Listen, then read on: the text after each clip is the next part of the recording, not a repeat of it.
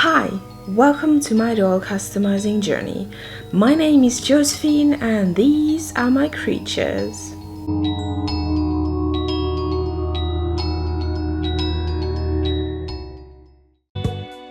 If you have watched the video where I unboxed my first ever Blythe doll, this doll should look very familiar to you. In today's video, I will try to customize a Blythe doll. Everything you see in this video is very new to me. I have never in my life seen a Blythe doll before unboxing her. But I love a challenge, so here we go. If you want to see me make something that I'm way better at, subscribe and hit the bell. Because of her hair, she feels very autumnal to me, so I want to keep that idea and add a little bit of wintry elements to it. Kind of like when the season is changing, the autumn leaves get a coating of frost. She came with a grey shirt and a dress. I'm gonna use the shirt to make a pattern for a new one. I just trace around the shirt with my pencil.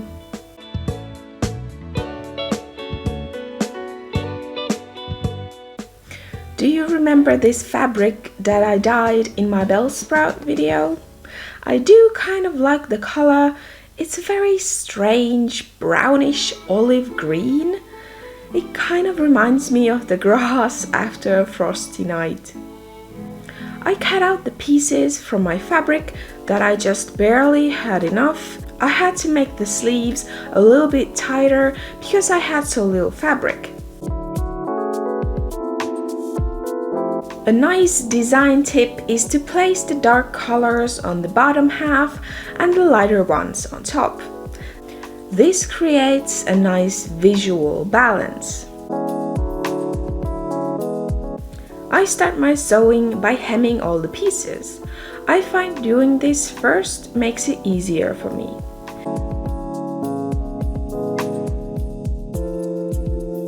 Then I sew the side seams.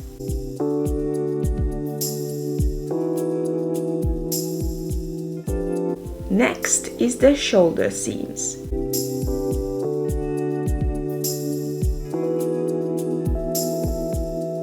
After the shoulder seams, I can hem the neckline. I use brown thread for all the seams to add a little detail. In hindsight, I think I would have been better off using white thread for the neckline. My stitches are not that straight and even, so making them brown just highlights that. Next, I sew the sleeves and fix them in place.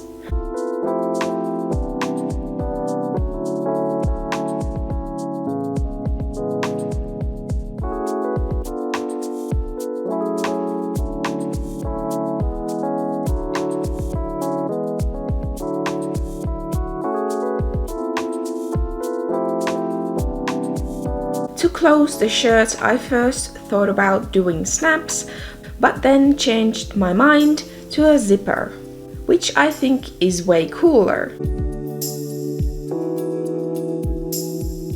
She looks so cute in this shirt, but I want to add some embroidery to it to make it fit the theme of autumn changing into winter.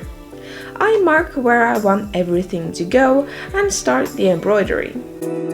I didn't follow any patterns or technique here, I just kind of winged it, and it shows, but I like the homemade kind of messy feel. I start with some pine needles and branches first.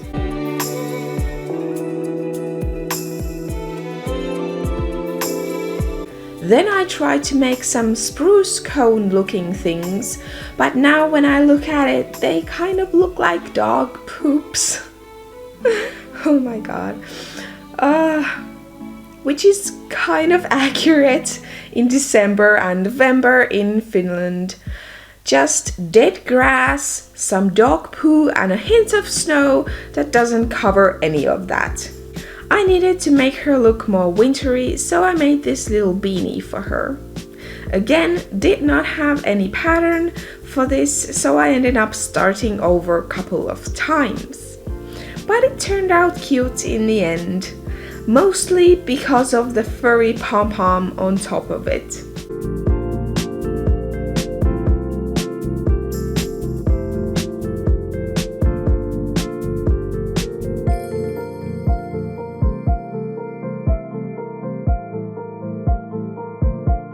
To start her face up, because she is a Blythe doll, you first need to take off her faceplate and eye mechanism.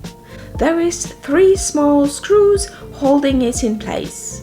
Unscrew those and then push on the sides of the head gently but firmly, and then peek inside the head carefully and remove the small spring. I didn't want to do sleepy eyes on my doll, so being gentle to the spring is important so that you don't stretch it out. I'm saving the pull string because I want to reuse it. Just take off the pull ring for now. To take off the eye mechanism or eye mech, you need your screwdriver again to take out the T-bar.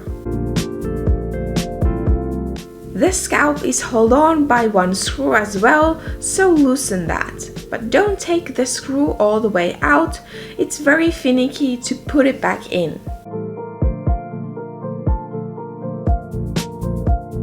The next step was the most difficult for me.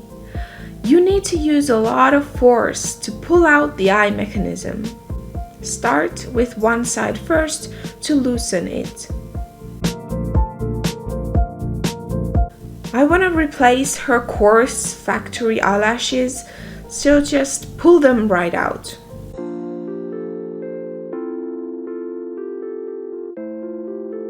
To repaint the eyelids, I start with protecting the parts I don't want to spray with masking tape. I prep the surface by sanding it lightly.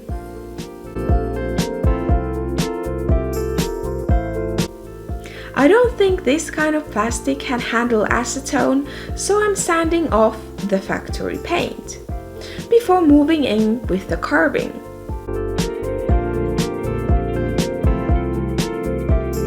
This is the pouty face mold, so I'm mostly focusing on her nose, making it more defined. And because this is very new to me, I don't want to bite off more than I can handle, so I'm doing nothing to the lips.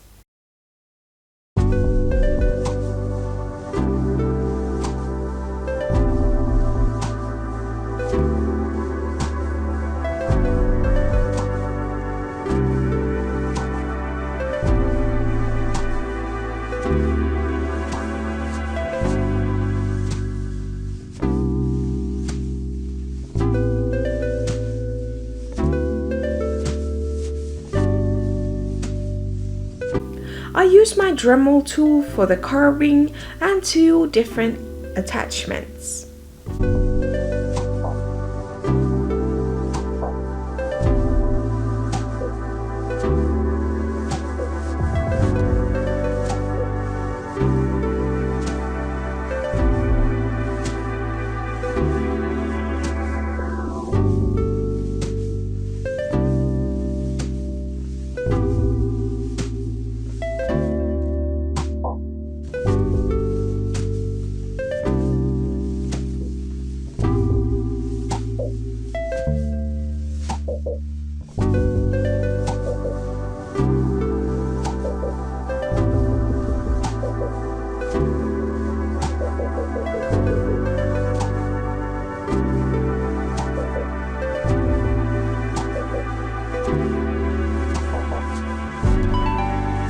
The repainting is similar to vinyl doll heads. You spray the surface with MSC.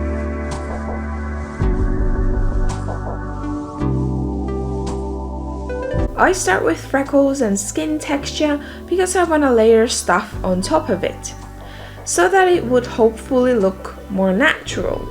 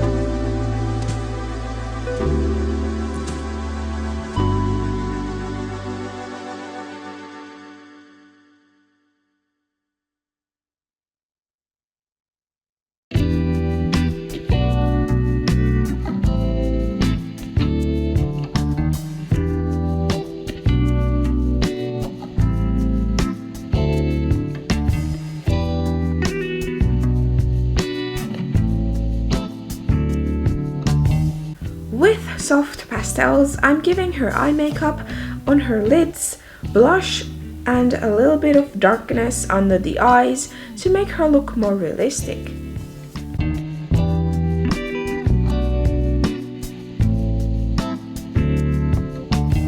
I want to add a little bit of detail to her eyes, so I'm drawing in a couple of creases. Next, eyebrows. Blythe dolls have massive foreheads, so I'm gonna give her big eyebrows to fill some of that space. I start with pastels to sketch the shape of them, and then after sealing that with the spray, I go in with watercolor pencils from Derwent. I also wet a tiny brush and use the pencils that way as well.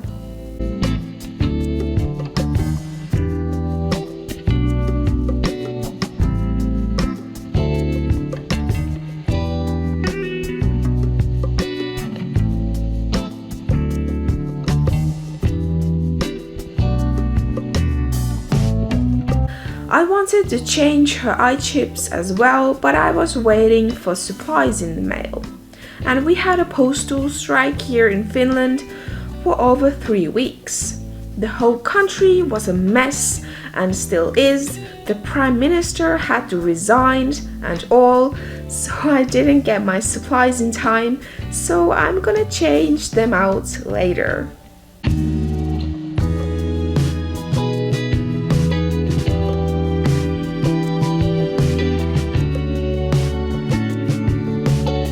I painted cute little leaves and snowflakes to her eyelids and then protected them from scratching with matte varnish, which kind of smudged them, so that is a bummer. I should have sealed it with MSC before the varnish, but I didn't, so.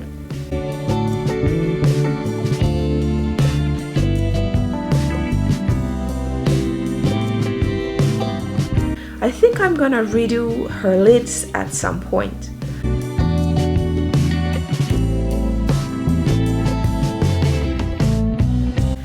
I decorated the back plate with doodles and drawings of leaves and snowflakes. Very cute, but I kind of think it turned out too colorful when I think of her overall color palette.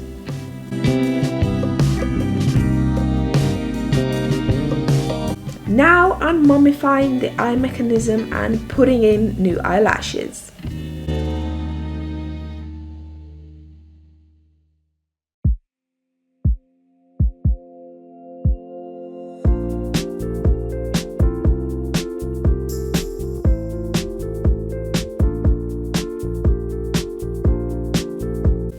These are just human-sized fake lashes. And I think this is the biggest step. It changes the look so much. Those factory eyelashes are just hideous.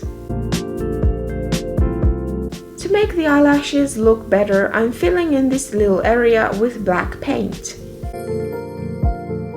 To assemble the doll, I just put the eye make back in. Be careful of the lashes, you don't want to bend them.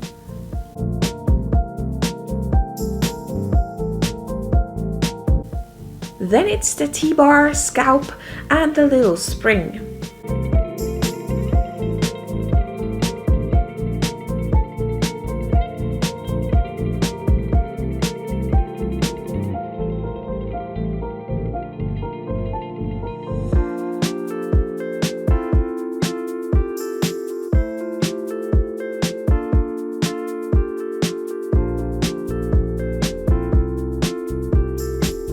Don't forget her body.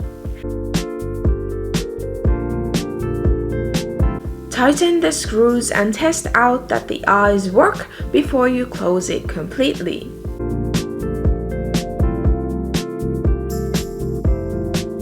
I had to adjust the mechanism a little bit before it worked fine.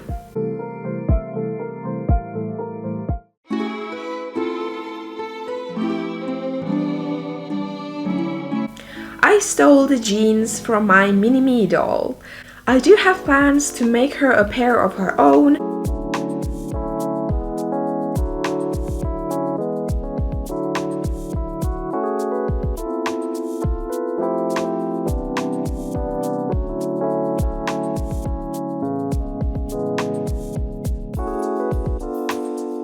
She looked a little cold in just a shirt and a beanie, so I quickly, before filming these clips, made a very simple fur vest for her. It's just a long rectangular piece with 2 slits cut into it to make holes for her arms. I really liked her factory name, so I ended up not changing it. Or so I thought, because I remembered it wrong, but in the end, her name ended up being Emberlynn. Thank you guys for watching. Subscribe if you haven't yet done that, and tap the bell while you're at it. Like this video and leave a comment. I would love to know what you think of Emberlynn. Until next time, bye!